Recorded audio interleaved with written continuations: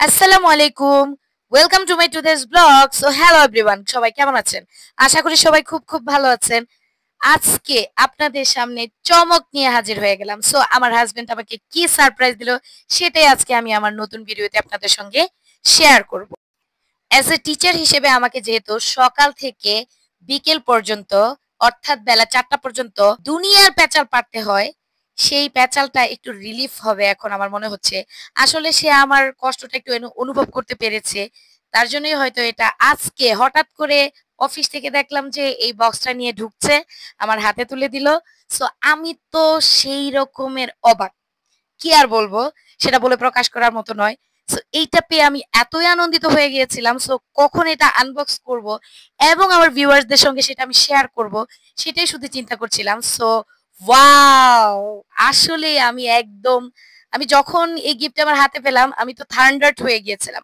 কারণ আমি সবসময় বলছিলাম যে, "না, আমি আমার YouTube জগতে সারভাইভ করব। কষ্ট করে আমি মনিটাইজেশন অর্জন করব।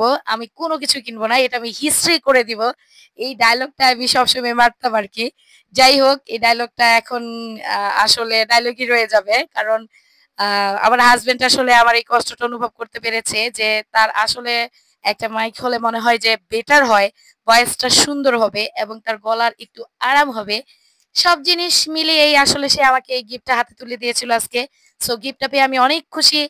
ভিউয়ার্স, তোমাদের কাছে আমার এই গিফটটা এবং আজকের ব্লগটা কেমন লেগেছে সেটা অবশ্যই আমার কমেন্ট বক্সে জানাবে। এবং আমার ভিউয়ার্সরা আমি জানি আমার মতো ঠিকই অবাক হয়ে গিয়েছে যে আসলে YouTube জগতের জীবনের ১ম উপকরণ আসলে কিনেই ফেললাম। আস্তে আসলে তোমাদের অ্যাপ্রিশিয়েট থাকলে আমি সবই করব। সো আজকের ব্লগটা এ পর্যন্তই। সবাই ভালো থাকবে এবং সুস্থ থাকবে।